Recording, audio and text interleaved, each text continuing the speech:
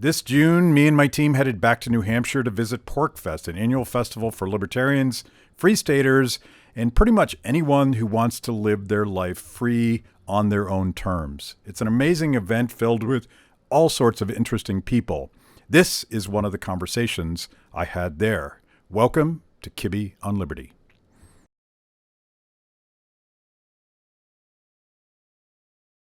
Hey guys, this is a spontaneously emerging conversation with the movers and shakers of the New Hampshire Mises Caucus, New Hampshire Libertarian Party, and I guess the LNC National, the Libertarian Party at a national level. So welcome. Thanks, Thank Matt. you. Good to be here. Thanks for having us. I wanted to talk about this thing that we're all talking about in the libertarian movement, the Mises Caucus. And you guys just got back from Reno, Nevada, and everybody knows by now that the Mises Caucus and the organizers kind of ran the table, and they replaced the entire leadership, and they replaced the Libertarian National Committee. Let's start with just a little bit of background of each of you, and I'll start with you, Robley. I'm Nolan. Oh, Nolan. Yeah. Do you mind changing your name? But No, it's not a problem at all. Nolan, so you've been in New Hampshire and running the Libertarian Party here for a long time. What's your story? I've been chair for about, now it's probably a little over a year. I've moved to New Hampshire about 20 years ago. I'm a mass transplant. I moved here, I know that you're probably familiar with the FSP since you're here. I did not move with the FSP. I moved independently. I knew of it, but not with them. And small business owner. Part of the reason I actually wanted to be more involved in politics was the response to the COVID regime and everything that went down. So that's really what kind of forced me into it, and that's what made me take up that role. In all honesty, I sat as chair for more than a year and a half. I started off as vice chair. We had the coup last year, which I'm sure you're aware of. Everyone was thrown out of the party. Once we kind of got that squared away, I ascended to chair, and here I am. Robley. Well, I moved to New Hampshire in 2003. I was an early Free State Project participant, and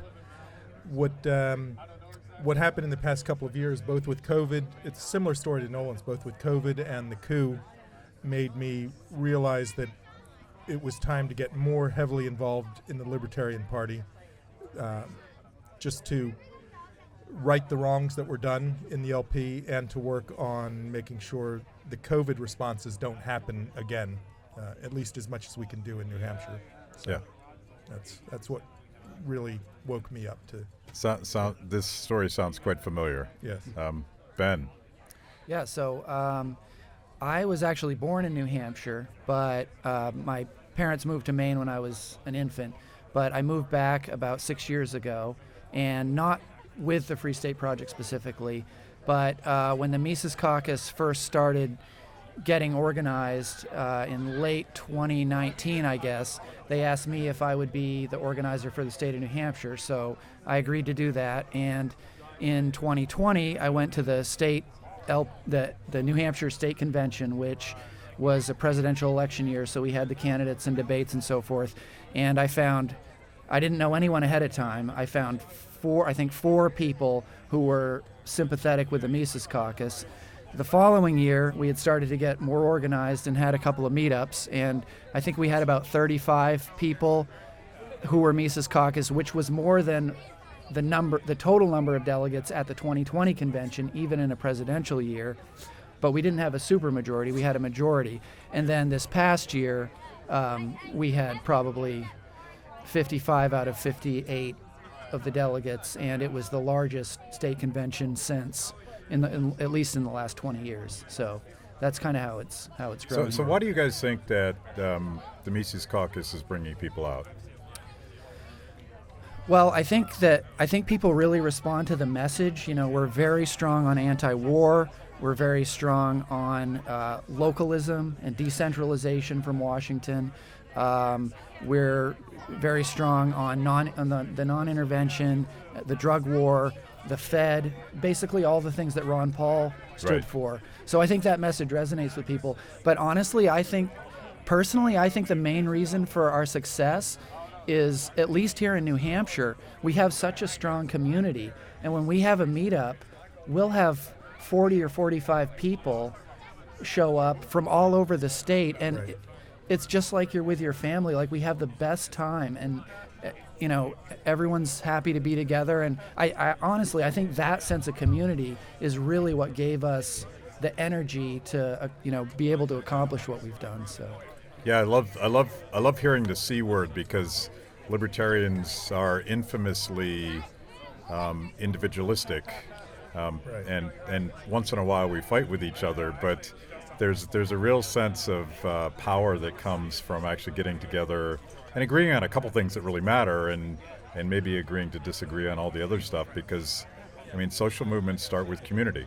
That's right. And if you're, this is more of an FSP than LP oriented thing I'm about to say, but if you're the kind of classical, weaponized autiste, as Michael Malice says, libertarian, and you move to New Hampshire, you may find yourself with the largest community of friends that you've had in your life and ever experienced. The community is very strong here.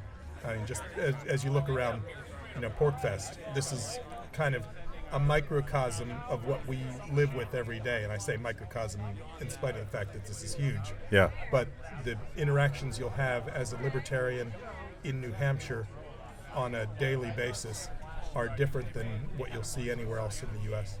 I remember when I became a libertarian when I was 13.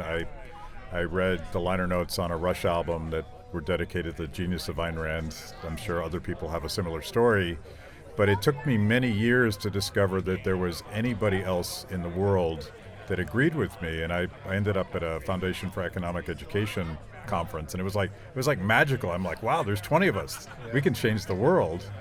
But I imagine you guys gather 40, 50 people every time you get together in a like, it's not like this is a massively populated state either. Right. Yeah, and that's another advantage we have, is just being a small state. We can have people from all over the state at a single meetup where, I talked to an organizer in North Dakota a few months ago, and she's like, well, I'm 4 hours from the next city. And Yeah. so that, that's a challenge that it does make it easier here for us. So. He took your Sorry. talking point. Yeah. Way to go.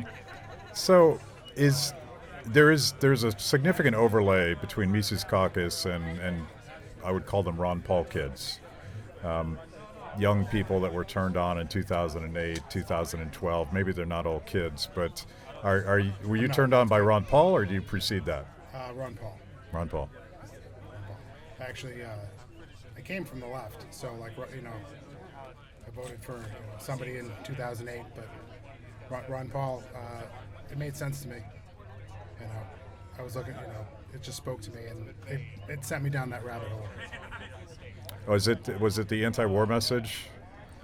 Yeah, I've always been anti-war, and there seems like there's no party now that's really anti-war anymore. That's kind of what's appealing about the Mises Caucus as well. It's Vietnam anti-war. So a big part of the takeover was an insistence that the message coming from libertarians wasn't bold enough, and I'll start. I want to get into that, but I want to echo something that you said about the COVID regime, and I don't know about you guys, but I was shocked at how quickly Americans just laid down. It was scary. And there was a big opportunity for the LP to be the vanguard of fighting against that. And just with messaging saying this is overreach, this is violating the Constitution, this is violating every law or regulation that gives government authority. And you're right, it was alarming that there wasn't more pushback, but it was from the people, but it was also alarming that the Libertarian Party didn't fight that, and in fact tacitly supported it, I would argue. Yeah. So that was a big turning point, I think, for a lot I of was people. shocked. I was on this big, I'm forgetting the name of the app, but for a hot minute there was this app where we had these massive conversations amongst libertarians. It died quickly, but there was maybe 300-400 big L libertarians on this call, and my suggestion, this is like early 2020, it was like, this is our opportunity. Right. You know, really radical principles like we should be allowed to leave our house. Right. We should be allowed to work at our job. Operate our businesses. Operate our business. We should have control over our own bodies, particularly when the government's mandating that you inject something into it.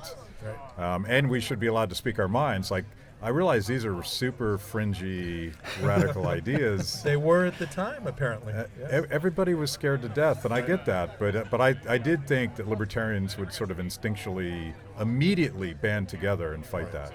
You would think that would be the case, but we had such messaging coming out of LPNH before as wear a mask. Right. So it's like when, like I said, I'm a small business owner. When this whole thing came down, I was like, what am I going to do? Like, is this going to affect my business? They started shutting stuff down, and I was like, I don't know. I was hoping that like at least somebody would stand up. There was nobody standing up, and then the messaging from my party is wear a mask, and I was like, this is your time to like dig your feet into the just make a stand, and they're just rolling over. So it's kind of so was that kind of a catalyst? Because obviously the Mises Caucus precedes lockdowns and the government overreach on the pandemic. But do you think that frustration that there wasn't that voice was a key part of your success in Reno? Oh, definitely. And I think a lot of us feel like if you can't get that right, we probably don't have enough in common to work together. Yeah. It just seems so blatant and obvious that, as you said, this is the time to take a stand, no matter how unpopular it is. And if you fail to see that, then probably it's not going to be a good working relationship. So I think that did really galvanize a lot of people. Yeah. So that, I suppose that's part of the message, and that's kind of one of those rage against the machine things where at least now a lot of people are waking up to the human damage that's been done over the last 2 years because of all these things that were supposedly for our own good. But let's talk about the broader message. Like if you guys want to turn on the next generation, what's the pitch? You're not just going to quote Ludwig von Mises, are you? No, I think the message has to be that people can own their own lives, own their own, have responsibility for their own success, not rely on the government to put people into positions based on the fear of the day, whether it's COVID or nuclear war or whatever. That the government is an entity of the people, ideally. We obviously hope it goes away, but to the extent we have one, take control, get involved, state your positions, fight for what matters to you. And it's really shocking how little it takes to influence a state when you get involved. And it's very easy to say it doesn't matter, I don't need to get involved, I probably can't change anything anyway. I mean, Michael Heiss took over the messaging of libertarianism and then succeeded in taking over the party. It's not that he took over the party, it's that he re-engaged the messaging of the party. And it's a very young crowd. I mean, I'm not the demographic of the Mises Caucus, but Michael brought back the messaging that matters. Shout out to the old guys, by the way. Yeah, that's absolutely. We still matter. That's right. But Michael re-engaged the messaging of libertarianism, and then that's what led to the takeover of the party. People saw that there is actual libertarianism available, and it can be done within the framework of the party. And here we are today after Reno. And I think, one event at a time, if it's COVID or if it's a 20-year war in Afghanistan or if it's inflation at least 8.5% annually, regular people are going to start to see this thing is not your friend and it is not helping you, and we need to figure out a way to organize society in a better way. And we believe that the obvious solution is localism and, breaking away from Washington, D.C., and I think that's a message that can resonate with a lot of people. The further this thing goes. So. Yeah. Nolan, how are you going to convert every single person in New Hampshire to libertarianism? Well, first of all, invite them to come to Porkfest. You have I think people have this attitude. They don't know that libertarians. They're floating around. I mean, I was one of them. They're floating around. They have these certain ideals, and they think they have. You latch on to a party because of anti-war, so now you're left, or you latch on to gun rights, so now you're right. But there's so much in between, and that's it's letting people know that single issues are great if you want to work together with somebody on that, but we're more than single issues. We're it's waking up these kids to let them know that we're here. We're not we believe in self-ownership. We believe in anti-war, and it's not just a political party. It's almost a philosophy. It strikes me. We were talking about the COVID regime, and it strikes me that the centralizers, the power mongers, are just getting started with dictating every aspect of our lives. And one of the reasons that we so strongly opposed vaccine mandates was the infrastructure of social control that creates, the Chinese social credit system and all that. So it strikes me that it's going to become more vivid, and it's not going to be left versus right. It's going to be centralized control dictating how you live your lives, treating you kind of like farm animals, right? Exactly. We're gonna vax you today, and we're gonna herd you in this direction. We're gonna determine whether or not your job is worthy of you having a job. And the alternative is, yes, it's individualism, but what you said earlier, I think, is almost more important. Localism, bottom up, community problem solving, cooperation, and in a sense that you can, working with your neighbors, control your life in opposition to these faceless bureaucrats that want to control your life for you.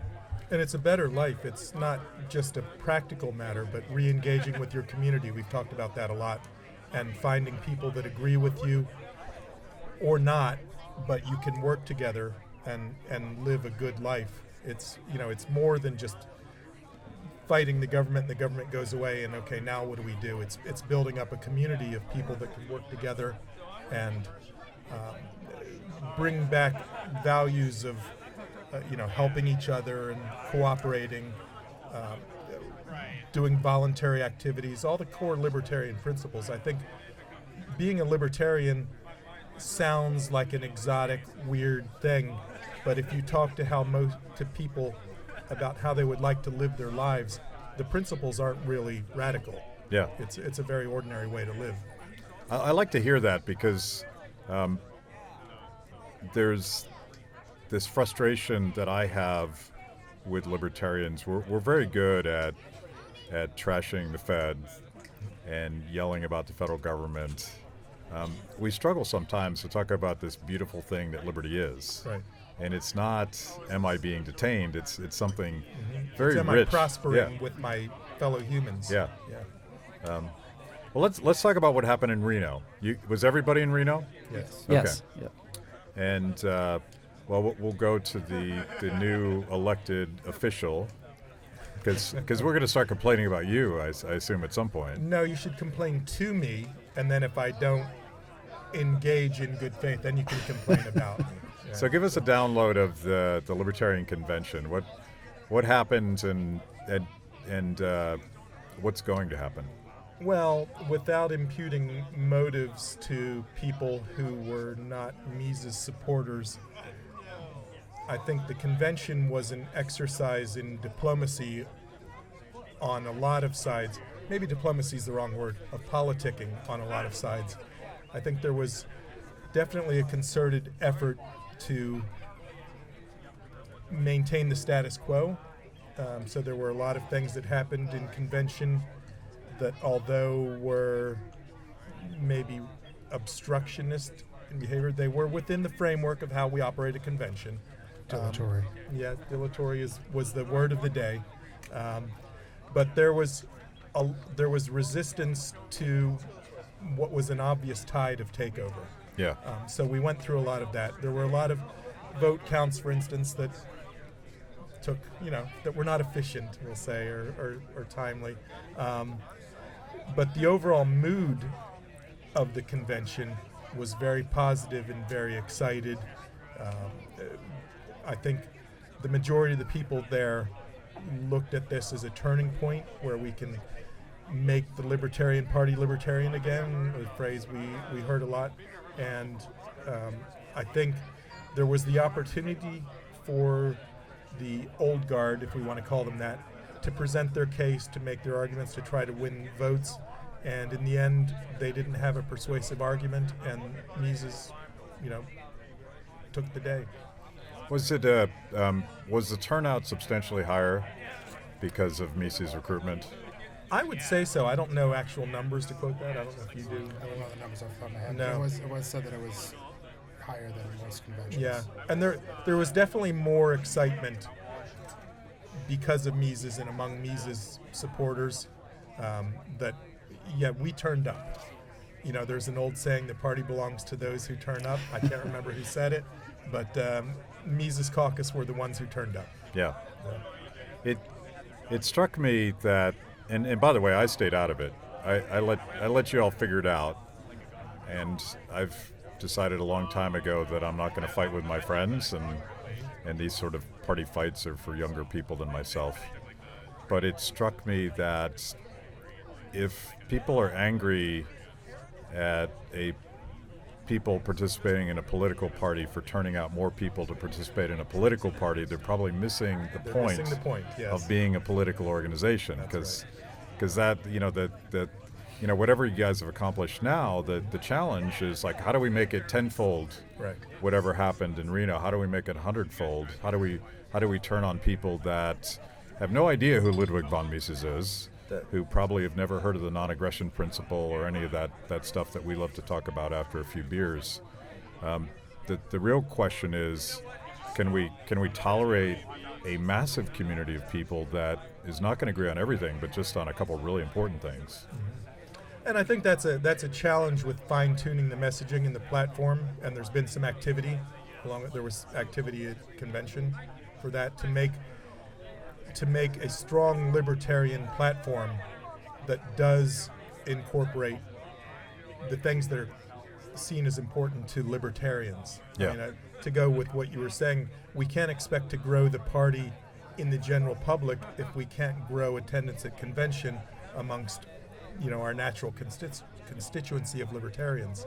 So there's platform work to be done to have strong messaging that promotes libertarianism, but that acknowledges the fact that there are a broad spectrum of people and a broad spectrum of views in the Libertarian Party.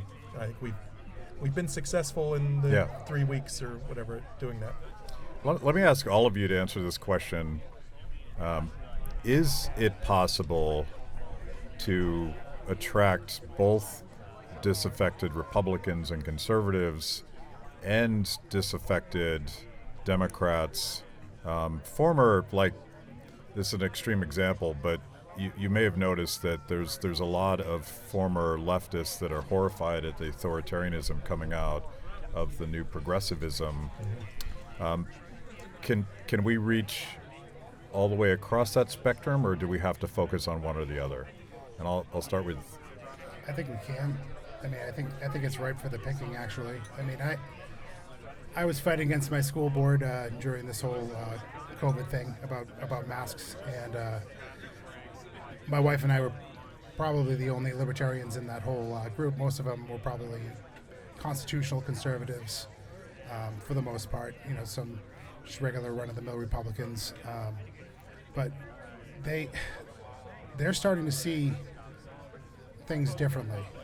A lot of them were thin blue line, blue or die people, and they didn't think that the police would arrest people at school board meetings for not wearing masks. And just in my school district, they did it twice.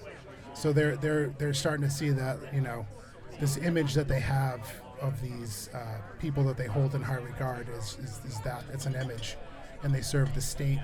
So they're coming around. And if we, there's a lot of people just like that, and probably on the left side as well, but it's just going to be for different reasons. So it's just reaching them, getting our message to them, and getting them over here, because once you start swimming in it, like, there's no going back. I follow a lot of self-identified former leftist moms who are so pissed off about how their kids are being treated by the government schools that they've been red-pilled in the literal sense, not in a political sense, that they're like, wow, the system doesn't give a damn about my kids. I think that's a huge opportunity. That's not a right of center thing. That's coming from a very different perspective.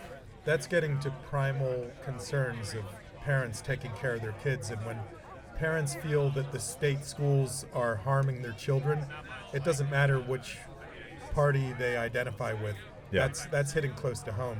And we do have an opportunity as libertarians to reach even a hardcore Democratic constituency that's saying the state schools have now gone in a direction that is hurting my family. Your question about hitting disaffected on both sides, it's going to depend on why they're disaffected. Economics is a more esoteric kind of reason to get involved with libertarianism until you're hitting 10% inflation, and then Austrian economics gets more interesting. Yeah. But some of these things, like COVID reactions, hit very close to home very quickly, and we can pull those people in with good messaging and good policies. Yeah, this is like Ron Paul's moment to explain why we should have ended the Fed, right, and how the government has stolen from working people by inflating the currency, and unfortunately that argument doesn't work until you have 10% inflation. Right. That's right. And people are looking at their grocery cart and saying, wow. Yeah, so I think that that issue appeals to everyone.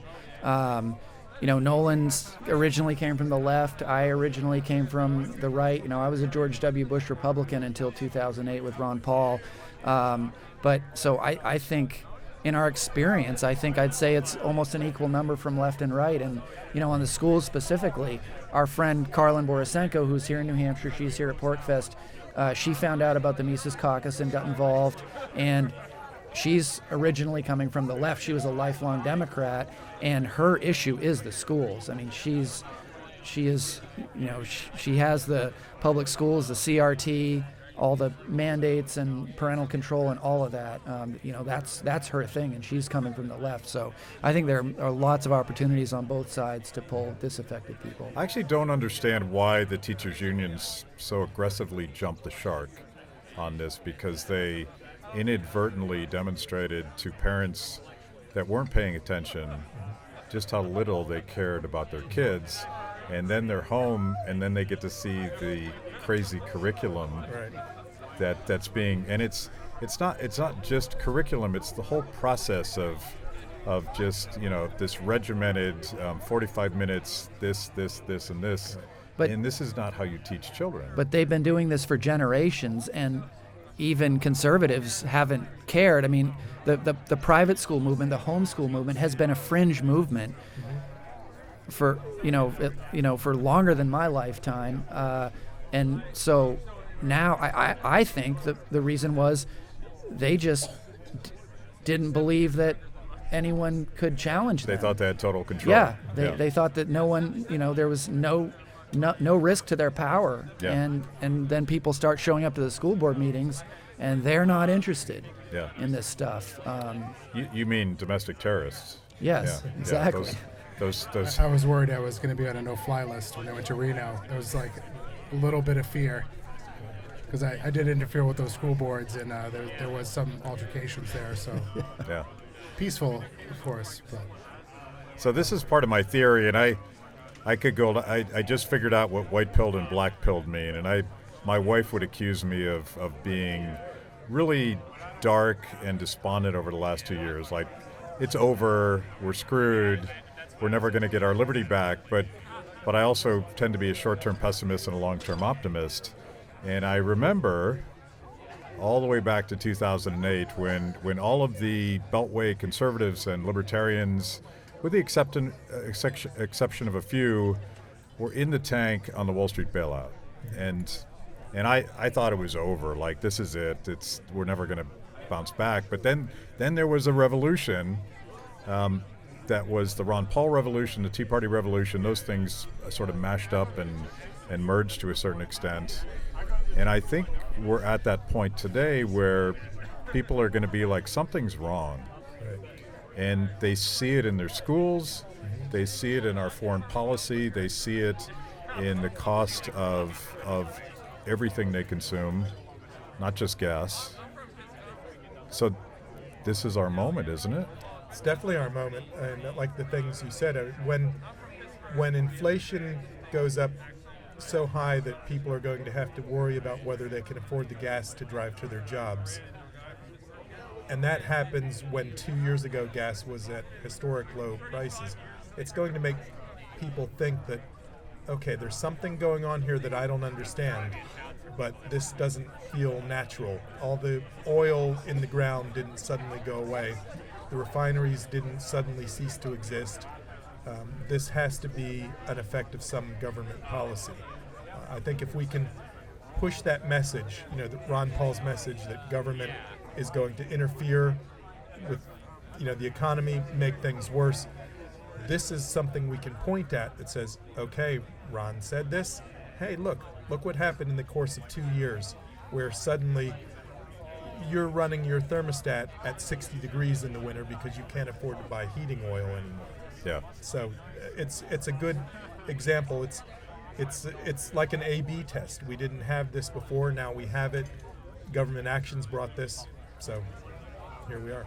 So I always gravitate towards sort of the national big issues, but I want to flip it over and go local, because we're here in New Hampshire.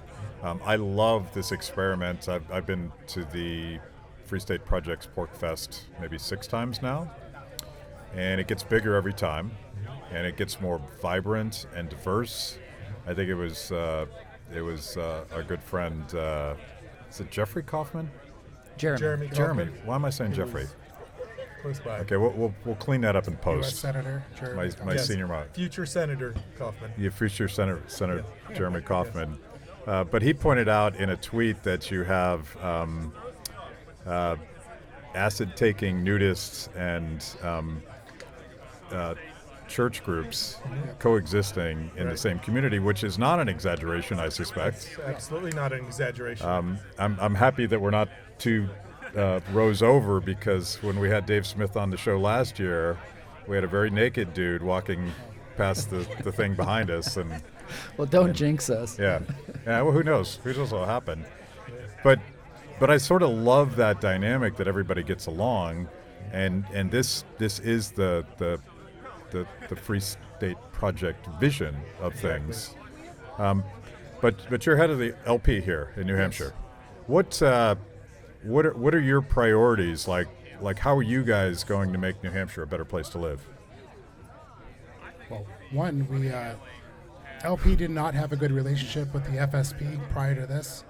There was almost like a schism.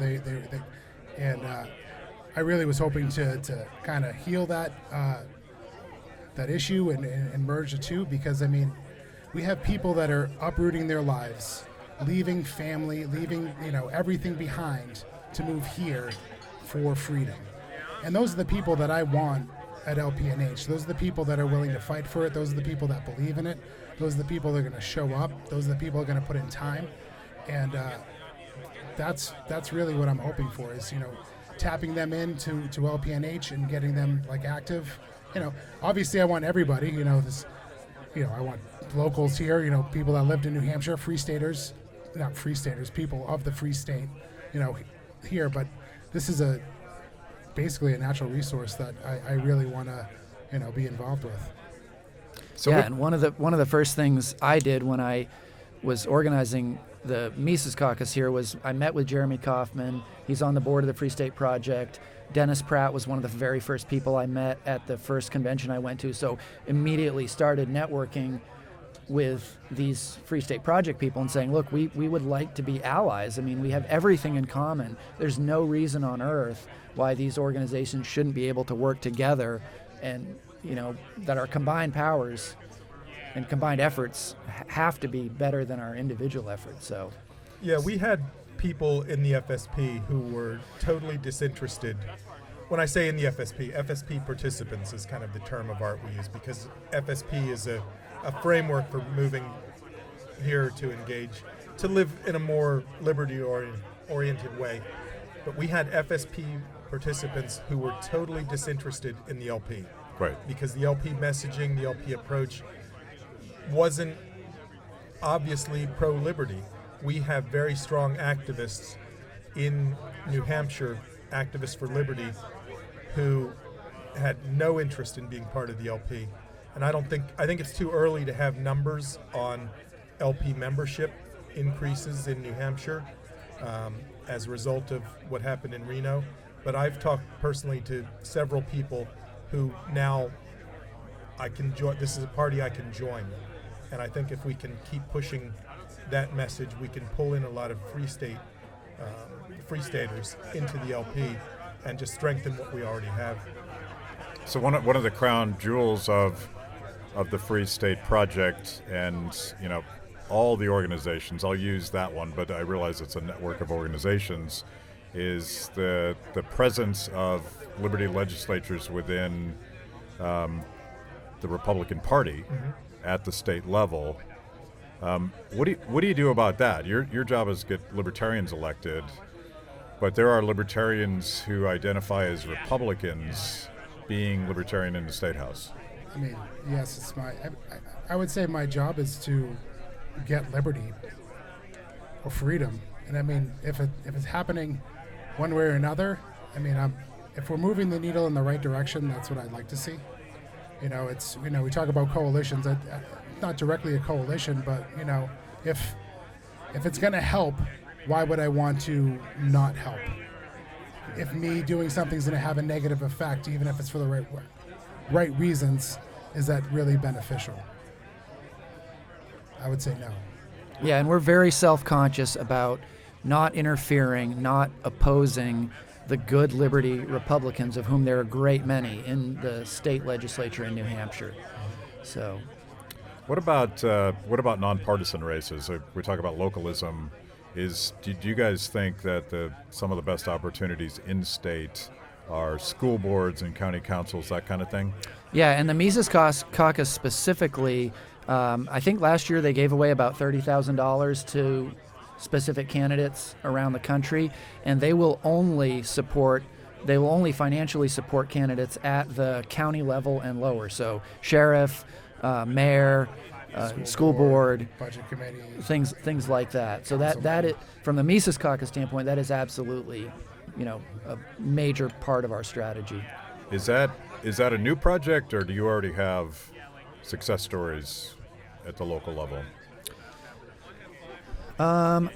We still are kind of just starting to get organized. We had a few things going on, but we're moving forward at a great rate. Yeah. So we have a couple of candidates lined up, I think, that are interested in different local races, and then we have our governor candidate and our U.S. Senate candidate. So. And you've occasionally run like legislative initiatives. Yeah, we did introduce, or we provided a Defend the Guard bill to one of our allies in the legislature. Explain to people what that is, because some people I discover don't. It's really a cool issue, and some people don't know what that means. Yeah, I mean, I think even nationally, and Robley might comment on this, but I think Defend the Guard is one of the highest priorities now of the new LP and the Mises Caucus. But basically, the Defend the Guard bills would say that the governor may not deploy the National Guard without a congressional declaration of war or an actual invasion of the homeland, which are the constitutional authorizations for war. So it would basically hamstring all of these never-ending regime change, non-declared wars overseas from being able to send the National Guard out. So that's the idea, and it's been, at this point, I'm not an expert specifically on Defend the Guard, but I think it's been introduced in 27 or 29 legislatures already, and I think it's even passed in one state. So yeah, that's an issue that's very important to us, and we think, an example of a local initiative, of a nullification effort that really could have a major impact on national foreign policy. Yeah, and that was one of the first actions we took in the first LNC meeting in Reno. At the close of convention, we had our first meeting. The Defend the Guard resolution that passed was one of the first courses of business. So it's that important to promote or to support local people against DC federal overreach, which is what Defend the Guard is seeing. This is overreach by the federal government to take the state guard people who signed up to support their local communities and send them off to a war overseas that nobody cares about. So. Cool. Let's wrap up with this.